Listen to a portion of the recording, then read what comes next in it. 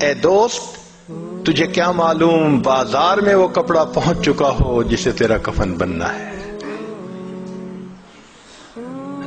اے دوست تجھے کیا معلوم بازار میں وہ کپڑا پہنچ چکا ہو جسے تیرا کفن بننا ہے. انسان شادی بیاہ میں مشغول ہوتا ہے اور اس کو نہیں پتا ہوتا کہ قبر تم میں کفن کا کپڑا پہنچ چکا ہوتا ہے. اللہ اکبر کبیرہ.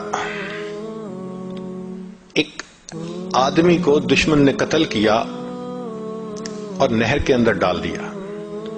کئی دن اس کی لاش نہر کے اندر ہی رہی تو پھول گئی.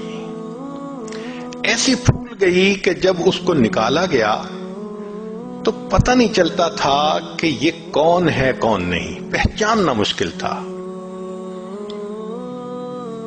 یہ بھی پتہ نہیں تھا کہ کس شہر کا ہے. چنانچہ پولیس نے کاغذی کارروائی کر کے جو قریب بستی تھی اس کے عالم کو کہا کہ بھائی آخر مسلمان ہے، آپ اس کو نہلا دیں، کفنا دیں اور دفن کر دیں. ہمیں تو اس کے وارث کا کوئی پتہ نہیں. لو جی، امام صاحب نے بستی والوں کو کہا کہ لوگوں نہلا تو میں دوں گا، میرے پاس کفن کے پیسے تو نہیں ہیں، تو کفن کے پیسے دو.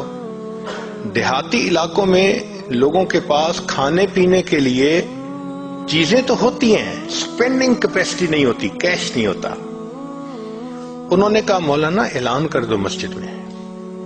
بستی میں اعلان ہوا، لوگوں لاوارث نعش ہے، کفن خریدنا ہے، اس کا چندہ کرو. کوئی 5 روپے لایا، کوئی 10 روپے لایا. آدھا گھنٹہ اعلان ہوتا رہا لاوارث نعش، اور پھر جا کے پیسے پورے ہوئے تو اس کو کفن دے کے اس کا جنازہ پڑھا کے اس کو دفن کر دیا گیا. پولیس اس کی تفتیش میں تو لگی ہوئی تھی. 3 مہینے کے بعد کیس کی حقیقت کھلی تو پتہ چلا کہ وہ ایک علاقے میں ایک پورے گاؤں کا نمبردار تھا اور اس کی 4 مربع زمین تھی جس میں فروٹ کا گارڈن بنا ہوا تھا. کروڑوں پتی تھا، کروڑوں روپیہ اس کے بینک اکاؤنٹ میں تھا اور اس کے 4 جوان العمر بیٹے تھے.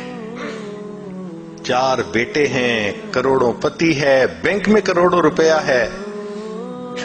لیکن اس کو کبھی پتہ نہیں تھا جب میں مروں گا میرے کفن کے لیے آدھا گھنٹہ چندہ کیا جائے گا.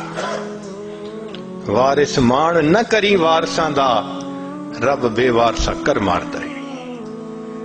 فرماتے ہیں کہ اے وارث تو اپنے وارثوں کا مان نہ کرنا، اللہ تعالیٰ کبھی کبھی بندے کو لاوارث کر کے مار دیا کرتے ہیں.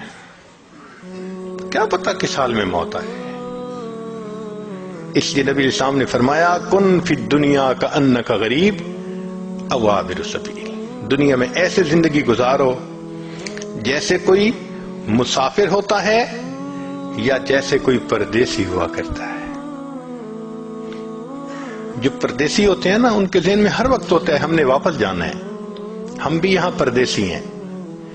ہر وقت یہ سوچ رہنی چاہیے کہ ایک دن ہم نے واپس اپنے وطن جنت جانا ہے. مگر غفلت آ جاتی ہے، اور غفلت بھی کیسی کہ بندے کو مرنا یاد ہی نہیں.